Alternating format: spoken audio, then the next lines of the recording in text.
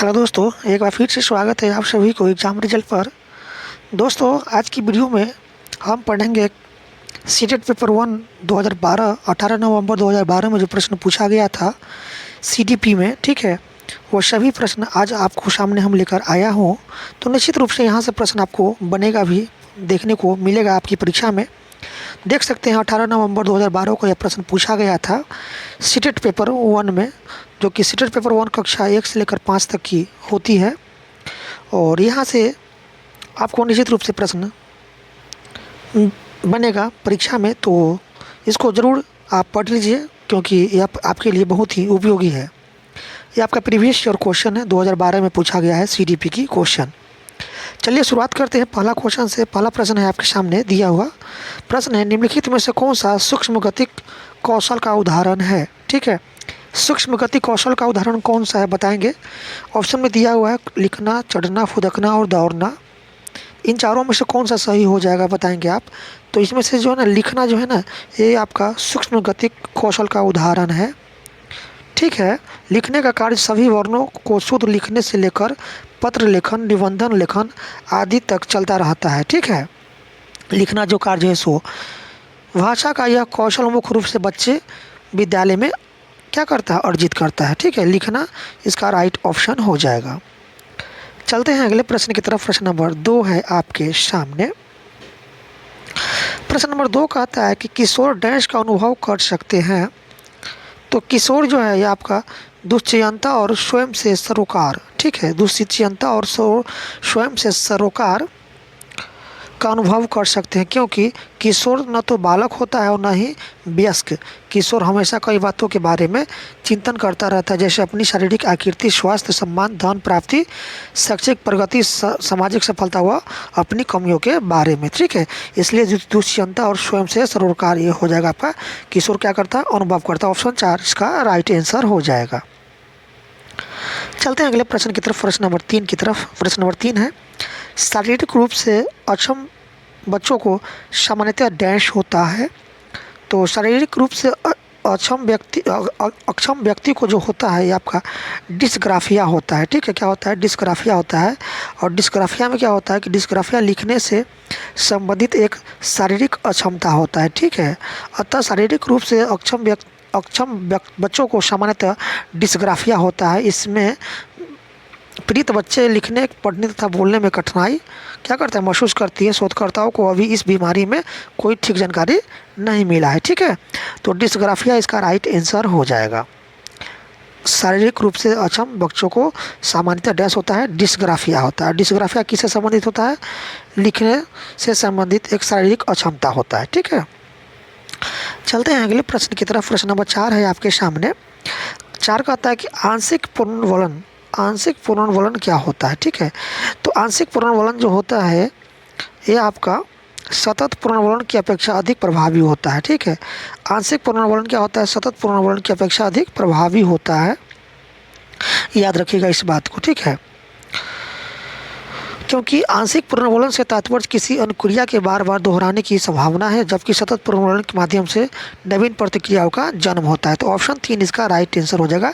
सतत पुनर्वलन की अपेक्षा अधिक प्रभावी होता है आपका आंशिक पुनर्वलन। ठीक है, चलते हैं अगले प्रश्न की तरफ। प्रश्न नंबर 5 है आपके सामने। प्रतिभाशाली विद्यार्थी, ठीक है, तो प्रतिभाशाली विद्यार्थी जो होता है वो अपने निर्णय पर आत्मनिर्भर होते हैं। ठीक है, प्रतिभाशाली विद्यार्थी क्या होता है, अपने निर्णयों पर आत्मनिर्भर होते हैं। याद रखिएगा बात को, क्योंकि ऐसे बालक औसत बालकों की तुलना में व्यक्तिगत समस्याओं का समाधान करने में अधिक सक्षम होते हैं। वैज्ञानिकों टॉरेंस के अनुसार प्रतिभाशाली बालक मानव व्यवहार के प्रत्येक क्षेत्र में ऐसा उत्तम निष्पादन क्या करता है जी, जो समाज के लिए महत्वपूर्ण होता है। इसलिए प्रतिभाशाली विद्यार्थी जो है ना, अपने निर्णय में क्या होता है, आत्मनिर्भर होते हैं। ऑप्शन 3 इसका राइट आंसर हो जाएगा। अब है आपके सामने अगला प्रश्न दिया हुआ प्रश्न है। प्रश्न कहता है कि वाइगोत्स्की के सिद्धांत का निहितार्थ है। तो वाइगोत्स्की के सिद्धांत का निहितार्थ ये आपका है सहयोगात्मक समस्या समाधान। ठीक है, ऑप्शन 3 इसका राइट आंसर हो जाएगा। चलते हैं अगले प्रश्न की तरफ। अगला प्रश्न है आपके सामने दिया हुआ प्रश्न कहता है चिंतन के सूचना प्रक्रम सिद्धांत में निम्नलिखित चरण आते हैं। तो ये आता है आपका, कौन कौन चरण आता है? पहला आता है आपका पूर्व प्रक्रमण आता है, उसके बाद आपका श्रेणीकरण आता है, उसके बाद आपका प्रतिक्रिया चयन आता है, उसके बाद आपका प्रतिक्रिया क्रियान्वयन आता है। ठीक है, ऑप्शन 4 इसका राइट आंसर हो जाएगा, 3, 4, 2 और 1। चलते हैं अगले प्रश्न की तरफ। अगला प्रश्न है आपके सामने दिया हुआ प्रश्न है कि एक बच्चा जो डैश से ग्रस्त है वह शव और वाज न्यूक्लियर और अनन्यूक्लियर में अंतर नहीं कर सकता है। तो वह बच्चा डैश से ग्रस्त है, बताएंगे। तो वह जो बच्चा है आपका डिसलेक्सिया से ग्रस्त है। ठीक है, डिसलेक्सिया से ग्रस्त है। डिसलेक्सिया जो है ना, पढ़ने से संबंधित एक शारीरिक अक्षमता आता है। ठीक है, एक शारीरिक पढ़ने से संबंधित एक विकार होता है आपका डिसलेक्सिया। ठीक है, डिसलेक्सिया पढ़ने से जुड़ी एक खास विकलांगता है जिसमें जिसका असर पढ़ने के लिखने पर पड़ता है। ठीक है, तो ऑप्शन 4 इसका राइट आंसर हो जाएगा, डिसलेक्सिया। चलते हैं अगले प्रश्न की तरफ। अगला प्रश्न है आपके सामने, प्रश्न नंबर 9 है सीखने संबंधी निरयोग्यताएं सामान्यतः। तो सीखने संबंधी निरयोग्यताएं सामान्यतः जो होता है ना, उन बच्चों में पाई जाती है विशेषतः जिनकी पैतृक अभिभावक इस प्रकार की समस्याओं से ग्रसित होते हैं। और ठीक है, ऑप्शन 3 इसका राइट आंसर हो जाएगा। ठीक है, याद रखिएगा इस बात को, क्योंकि इसका प्रमुख कारण क्या होता है कि इसका प्रमुख कारण वंशानुगत होता है। ठीक है, वंशानुगत से तात्पर्य माता पिता के शारीरिक एवं मानसिक विकारों का उनके संतानों पर क्या होता है, हस्तांतरित होना होता है। ठीक है, याद रखिएगा इस बात को। तो उन बच्चों में पाई जाती है आपका सीखने संबंधी निरोगता जिसका पैतृक अभिभावक इस प्रकार की समस्याओं से ग्रसित होता है। ठीक है, ऑप्शन 3 इसका राइट आंसर हो जाएगा।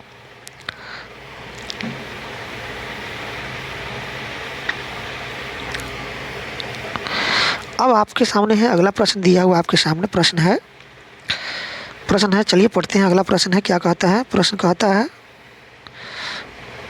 प्रश्न है विद्यालय में नियमित उपस्थिति के लिए वंचित बच्चों को प्रोत्साहन करने का निम्नलिखित में से कौन सा तरीका सर्वाधिक उपयुक्त होगा? ठीक है, नियमित उपस्थिति के लिए वंचित बच्चों को प्रोत्साहित करने का निम्नलिखित में से कौन सा तरीका सही होगा? ठीक है, तो यहाँ पर कौन सा तरीका होगा बताएंगे। तो ये होगा आपका आवासीय विद्यालय खोलना। ठीक है, आवासीय विद्यालय खोलना जिससे बच्चे जो है ना नियमित रूप से स्कूल जा सके, वंचित बच्चे। ऑप्शन 4 इसका राइट आंसर हो जाएगा। ठीक है, तो विद्यालय में नियमित उपस्थिति के लिए वंचित बच्चों को प्रोत्साहित करने का सर्वाधिक उपयुक्त तरीका क्या है? आवासीय विद्यालय खोलना, क्योंकि इससे क्या होगा, क्योंकि इसमें ऐसे बच्चों को उपयुक्त वातावरण के साथ साथ अधिगम के अधिक अवसर भी प्राप्त होंगे। ऑप्शन 4 इसका राइट आंसर हो जाएगा। चलते हैं अगले प्रश्न की तरफ। अगला प्रश्न है विद्यालय में लिंग भेदभाव से बचने का सर्वोत्तम तरीका हो सकता है। तो विद्यालय में लिंग भेदभाव से बचने का सर्वोत्तम तरीका है आपका कौन सा? तो ये तरीका आपका शिक्षकों द्वारा उनके लिंग पक्षपातपूर्ण व्यवहारों का अधिसंज्ञान। ठीक है, इसको उपयोग करके जो है ना आप स्कूलों में लिंग भेदभाव से क्या है बचने का सर्वोत्तम यह तरीका है, याद रखिएगा। ठीक है, विद्यालय में नियमित उपस्थिति, विद्यालय में लिंग भेदभाव से बचने का सर्वोत्तम तरीका शिक्षकों द्वारा उनके, ठीक है, शिक्षकों द्वारा उनके क्या है कि शिक्षकों द्वारा उनका जो है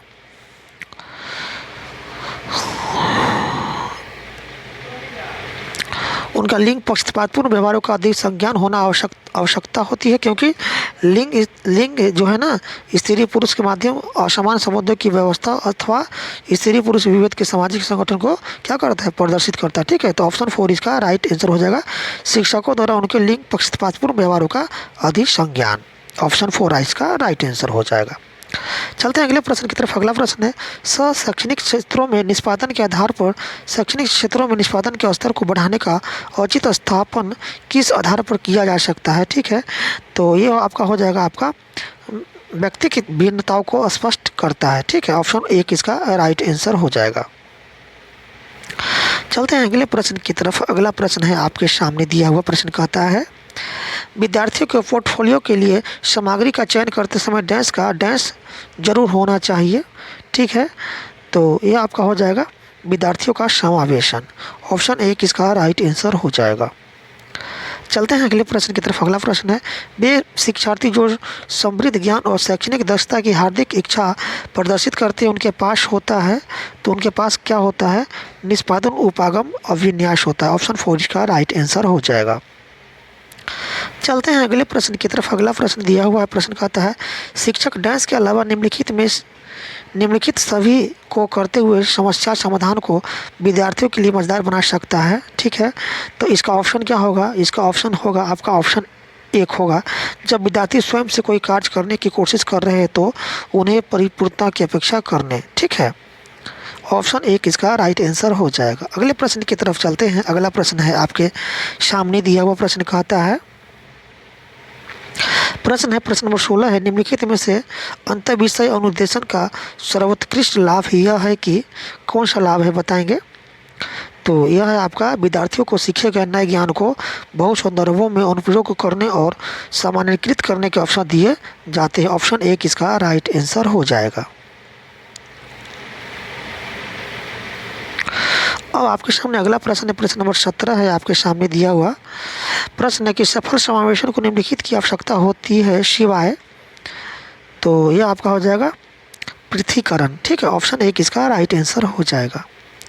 चलते हैं अगले प्रश्न की तरफ। अगला प्रश्न दिया हुआ आपके सामने, निम्नलिखित में से कौन सी विशेषता समस्या समाधान उपागम का विशेष चिन्ह होता है? तो ये आपका होगा समस्या कथन में संकेत अंतर्निहित रूप से दिया होता है। ठीक है, ऑप्शन 3 इसका राइट आंसर हो जाएगा। चलते हैं अगले प्रश्न की तरफ। अगला प्रश्न है, नर्सरी कक्षा से शुरुआत करने के लिए कौन सी विषय वस्तु सबसे अच्छी होती है? तो ये विषय वस्तु आपका होता है समूह गतिविधियों के दौरान समाज मिति के आधार पर उन्हें अपने समूह बनाने की अनुमति देनी चाहिए। ऑप्शन 1 इसका राइट आंसर हो जाएगा।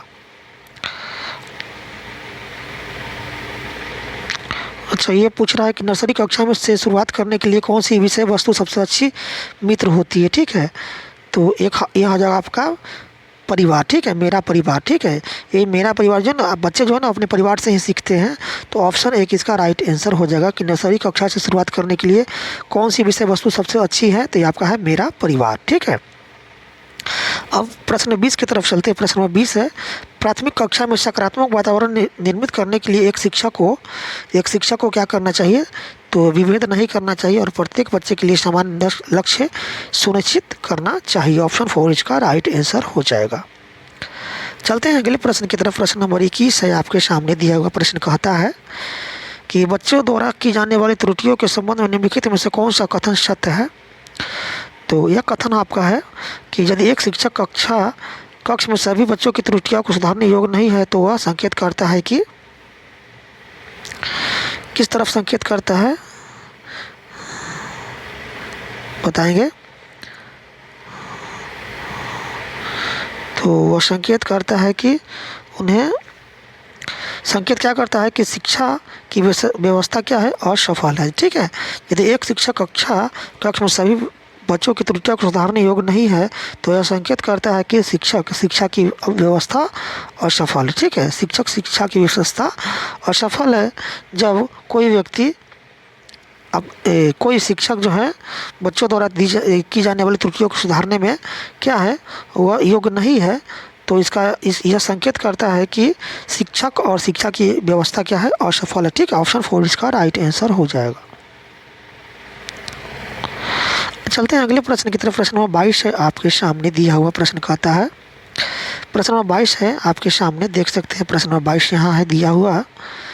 प्रश्न कहता है कि मोनिका जो गणित की एक शिक्षिका है राधिका से एक प्रश्न पूछती है। राधिका से कोई उत्तर न मिलने पर वह तुरंत मोहन से दूसरा प्रश्न पूछती है।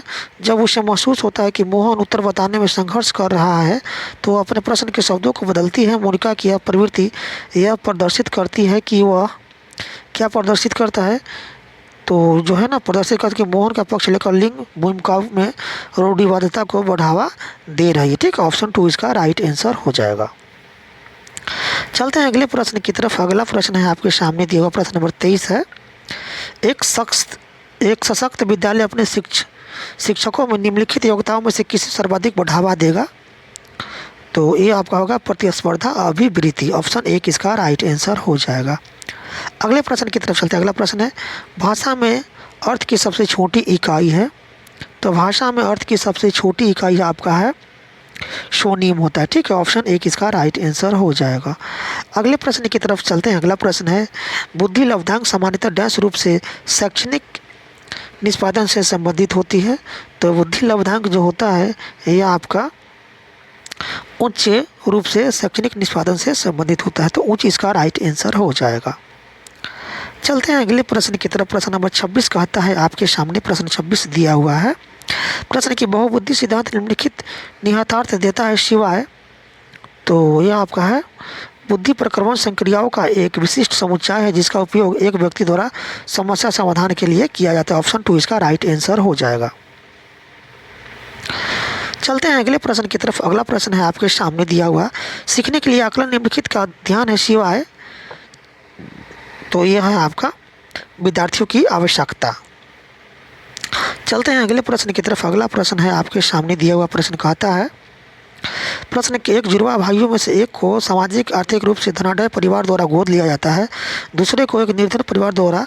1 वर्ष के बाद उनके बुद्धि लब्धांक के बारे में निम्नलिखित में से क्या अवलोकन होने की सर्वाधिक संभावना है।